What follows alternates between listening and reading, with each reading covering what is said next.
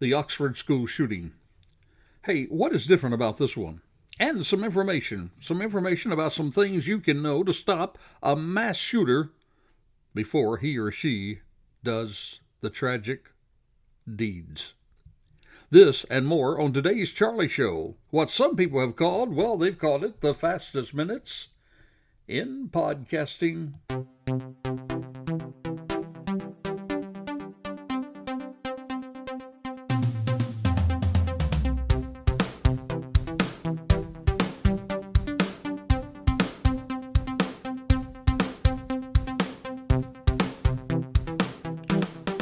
Well, hello and welcome to today's program. Well, once again, our lives have been saddened by another school shooting. Well, but this one was different. And we're going to tell you how it was different on this episode. But first, let me once again welcome new listeners. We are gathering them every single week, our new listeners, that is, and I appreciate each and every one of you. This is why we always seek to share with you true crime information with information on how to keep you and your loved ones safe. We call it news you can use. So thank you for your listening support. And let me remind you that coming up in the next few weeks, especially the first of the year, we're going to be launching a new Peacemaker Network, where you can have an opportunity to show your support to the heroes of America, the first responders, the cops, and the military that risk their own life to keep us safe. Hey, speaking of those who protect us, we especially look for opportunities to help others, especially during this season of giving. And I would like to share with you an opportunity to help a fellow crime fighter on the front lines. Stacy, who is a dear friend and fellow crime fighter, well, she's fighting a personal fight right now against cancer. Now, I'm sure we all know people who fight this terrible disease, and you can imagine the cost that's involved in the battle. Well, Stacy has a GoFundMe page to help her with the tremendous costs that her insurance does not cover. You and I both know that some insurance is better than others. And we're going to put a link for the fundraiser right on our show notes. You can find it on the show note page. That's at the bottom of this podcast platform that you're looking at right now. So can I ask you, please take the time to help her out. Any amount will be helpful. Now again, we're going to have a link there on our show notes. Remember, it is a season to be given, and this will be a cause that you and your family both together to participate in that will help you help others in a well-deserving life. Now, we have reported on school shootings as well as mass shootings before. We're also going to try to include some links for some past podcasts so that you can look those over. But let me ask you a question. What is the difference about this particular school shooting? There are quite a few differences, and we're going to share those with you in a moment. But before that, many of you have commented about how interested you have been in our naughty Santa Claus stories. So through this month, we thought it would be also good to share with you maybe a couple more of our Santa Claus crime stories. And this one, well, it is, as we say here at Charlie Crime Buster, it's another doozy. You see, this one has Santa getting high. No, not on drugs. But take this one in. We have, my friend, a real flying Santa. You see, Santa straight up stole a helicopter back in 2015. Presumably, this was after ditching his sleigh back in Brazil. You see, this Santa, he rented a helicopter, but he did not return it. According to Reuters, this Santa rented an aircraft on a Friday back in 2015 from the air taxi service at Campo Marte Airport in Sao Paulo for a Black Friday surprise. The Sao Paulo State Security stated that on a Saturday back in 2015. Now, during the flight, well, this Santa forced the pilot to fly to a small farm outside of the city, where they were met by a third, should I say elf? Well, the article said a third person. But there Santa took advantage of his gift-wrapping skills, it appears, and he wrapped up the pilot. Wrapped him up by tying him up, that is. And after the pilot was tied up, well, Santa and his elf, his partner in crime. Well, Santa, elf, partner in crime, they flew away in the helicopter. And I guess they probably flew all the way to the North Pole because it's reported that authorities are still trying to solve this high-flying Santa Claus. So if this Christmas you hear a helicopter coming on your roof around Christmas time, it just might be our Santa Claus that stole the helicopter back in Brazil. Well, our focus today is on the Oxford school shooting.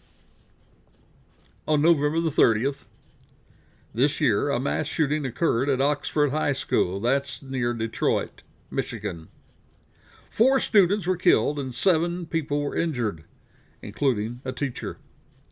Authorities there did arrest and they did charge 15-year-old sophomore Ethan Crumbley as an adult. They charged him for 24 crimes, including murder and terrorism. Today we're going to talk about what is different in this school shooting. One of the things that's different is the way that the red flags were, now get this, they were observed, but they were not acted upon properly. First, let's get a little background, and let's look at a most recent timeline. On November the 26th, James Crumbley, that's the father of Ethan, he purchased a 9mm SP 2022 from the ACME Shooting Goods in Oxford. There, a store employee confirmed that Ethan was with his father, James, at the time of the purchase. Also, the father filled out the necessary federal paperwork for the purchase of the firearm. Now, later on that day, Ethan himself, he posted photos on social media. Those photos was of the semi-automatic handgun, along with a caption that said, "Just got my beauty today." And then he followed that up with, "Any questions I will answer." On November the 27th, Ethan Crumbley's mother, her name is Jennifer, she also posted on social media. She posted this, quote, "testing out his new Christmas present." That, of course, was apparent reference to her son, and the gun. Then on November the 29th, a teacher at Oxford High School, well, she saw 15-year-old Ethan Crumbley. She saw him searching about ammunition on his cell phone. That was during class, and she reported that episode to school officials. Later, Jennifer, again, Ethan's mom, was left a voicemail by the school personnel about Ethan's internet search. School personnel also followed up the voicemail with an email, but school authorities reported at that time they received no response from either parent. Later, Ethan's mother, again Jennifer, well, she exchanged a text message about the incident with Ethan, her son, on that day, and this is what that text message said. Quote, "LOL. I'm not mad at you. You have to learn not to get caught." Unquote. I'm sure that's a text that will haunt her forever. On November the 30th, a teacher at Oxford High School, well, she saw a note. Apparently it belonged to Ethan. It alarmed her to the point that she took a picture of it on her cell phone. Now get this. The note contained a drawing of that semi-automatic handgun, pointing at the words, quote, "The thoughts won't stop. Help me." Now, in another section of the note, there was a drawing of a bullet, and above that drawing were the words "blood everywhere." So between the drawing of the gun and the bullet, well, there was another drawing of a person, and that person appeared to have been shot twice and bleeding. Below that figure was a drawing of some other stuff that caught the attention of officials. Further down on the drawing, there were other words. Said, "My life is useless." To the right of those words, there was more writing. "The world is dead." I think you agree with me. These are dark thoughts indeed. So as a result of all this, Ethan's parents, that's James and Jennifer, they were immediately summoned to the school. A school counselor came into the classroom, brought Ethan into the office along with his backpack. Now, a counselor had obtained the drawing, but Ethan had apparently altered it. You see the drawings of the gun and the bloody figure? Well, they were now scratched out, as well as the phrases, "Help me, my life is useless, the world is dead, and blood everywhere." Those were all scratched out. So at this school meeting, well, school personnel, they revealed these things to James and Jennifer, Ethan's parents. They advised them that they were required to get their son into counseling within 48 hours. Now, at this hearing, it's important to point out, James and Jennifer, neither of them asked their son whether he had the gun with him. They didn't even ask him where his gun was located, and they did not inspect the backpack for the presence of the gun. Prosecutors now tell us that he actually had the gun with him at that time. Now, the parents also resisted the idea of taking their son out of school immediately. Instead, James and Jennifer, well, they left the high school without their son, and he was returned to the classroom. Later that day, around 1 p.m., the shooting at Oxford High School begins.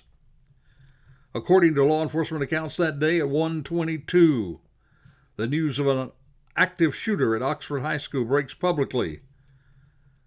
Jennifer, Ethan's mom, she sends an immediate text to her son. That text says, "Ethan, don't do it."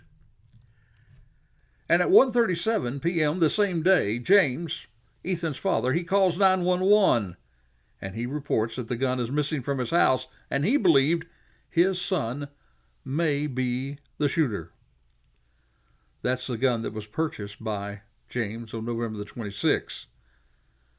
The article went on to say that the gun had been stored unlocked in a drawer in the bedroom that he shared with his wife. That gun, my friend, was recovered from the shooter at the school after the shooting, and it was the very same gun. So one of the first things that stands out about this school shooting is the mistake, a definite mistake. The mistake was that they did not bring police in on the investigation early when these red flags were observed.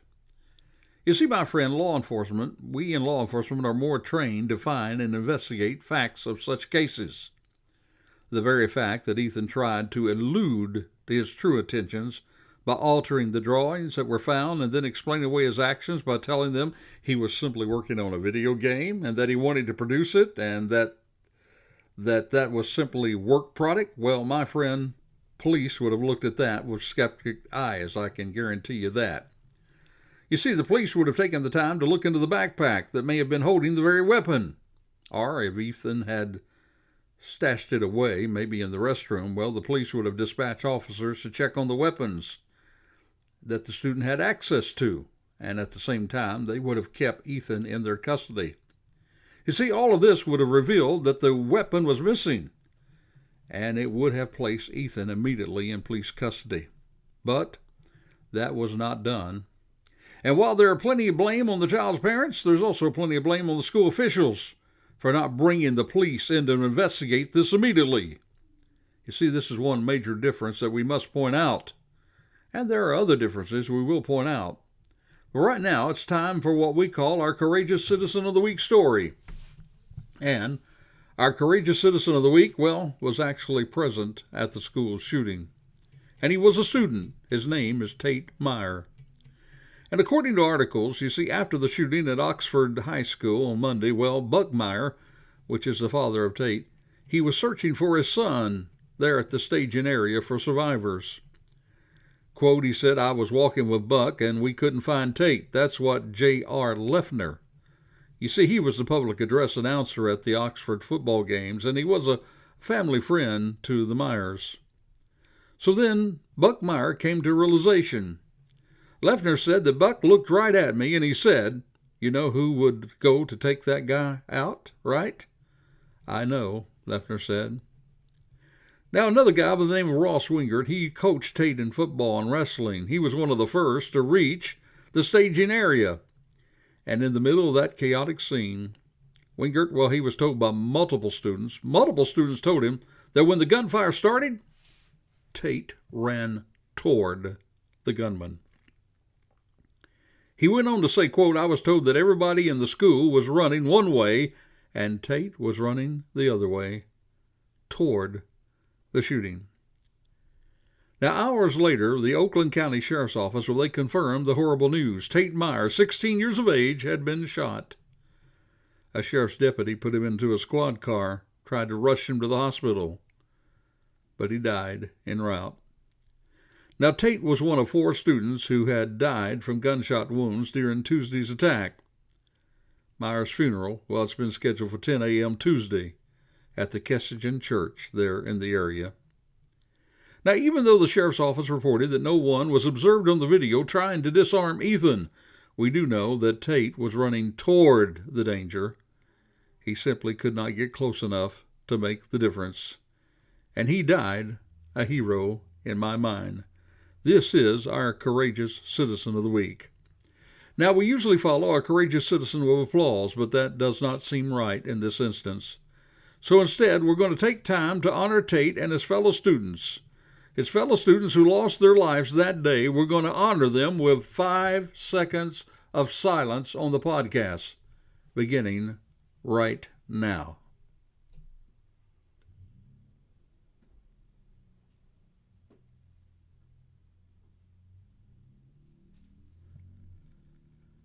Now, please remember this young hero's family and other families at the Oxford school shooting in your prayers.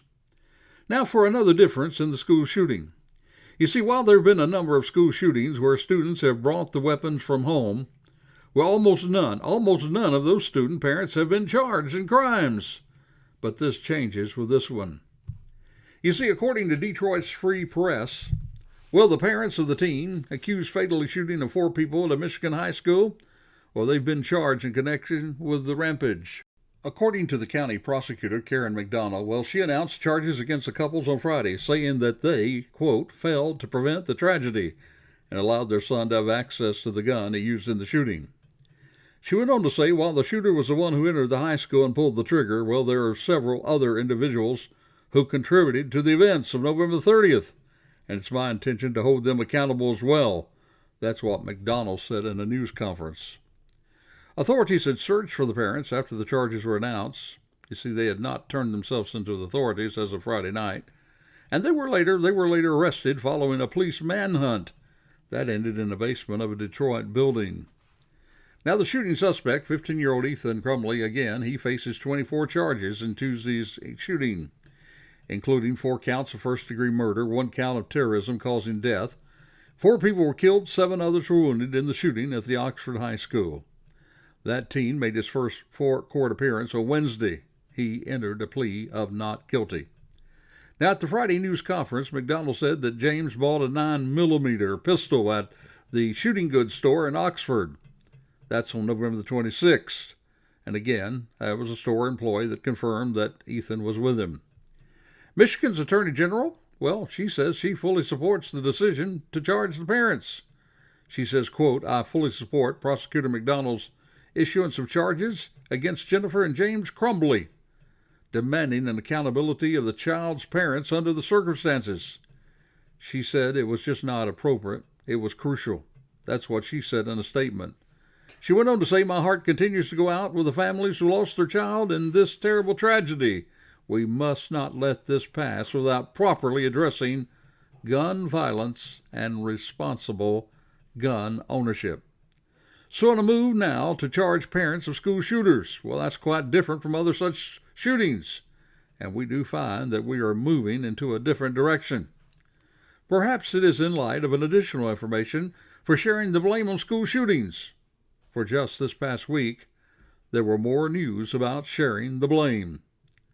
Not just to the parents of a shooter, but in this instance, regarding a school shooting right here in Florida, and putting the blame squarely right on the FBI. Reuters News tells us that the U.S. government, now they've reached a settlement valued, get this, at $130 million. That is a settlement with the families of the students and faculty who were killed and injured during the 2018 shooting at the Stoneman Douglas High School in Parkland, Florida. That's what a source familiar with the talk said on this past Monday. The settlement, once finalized, would resolve litigation seeking to hold the FBI accountable for its handling of tips involving the teenage shooter. Now, Justice Department representatives did not immediately respond to a request for comment, according to the Reuters article. The massacre, which was one of the deadliest school shootings in U.S. history, it left 17 students and staff members dead. The accused gunman, former Parkland student Nicholas Cruz, he pleaded guilty to a Florida courtroom last month. That was to 17 counts of murder and 17 counts of attempted murder. Cruz, 23 years of age now, well, he still faces a possible death sentence. Cruz was 19, and he was an expelled student at the time of the mass murder. The article went on to say that although no resolution could ever restore what the Parkland families lost, this settlement makes an important step toward justice. That's what someone said who was a lawyer for the plaintiffs in a press release. Now, some survivors of the Parkland shooting, well, they formed a March for Lives, a gun safety organization that advocates stricter firearm controls, including stronger background checks and a ban on the type assault rifle that Cruz legally purchased and used in the assault. You see, the parents of the Parkland victims, they allege in a 2018 lawsuit, well, that an FBI tip line employees, that they acted negligently in handling the tips regarding Cruz's stated desire to carry out a school shooting and his growing collection of assault-style rifles and ammunition. So now law enforcement itself, well, they're to blame to the tune of $130 million. Now, all of this tells us that we are seeking to blame, and it's only natural to do so. We want to blame the parents, the school, the guns, the violent videos, violence in the media, any way and anyone we can for the horrific killing of young lives. But is that really the answer? Well, I'm going to answer that in just a minute. But now it is time for our Crazy Crook story. As many of you know, we try to lighten the darkness we share on these true crime stories with a Crazy Crook story. And our Crazy Crook story today, well, it gives us some bare facts to consider. It is said that the best laid schemes of mice and men often end up in handcuffs. Well, this one occurred at the Lowe's Home Improvement Store right here in Florida. A man by the name of Milton J. Hodges, he attempted to rob the Lowe's Home Improvement Store. And when it did not go his way, well, he attempted to flee the scene to get out of there. And it appears that our not-so-smart crook, well, he did not properly plan his getaway, which is a must in any successful robbery. This guy, Mr. Hodges, well, he tries to dodge police by running across the street and jumping a fence. Only problem, the fence. The fence that he jumped, well, it landed him right into the Cypress Cove Nudist Resort and Spa.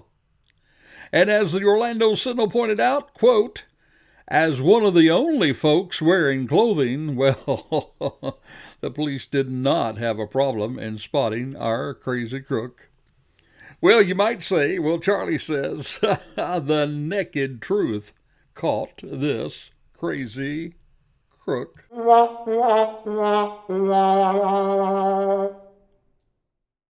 So now back to our main story.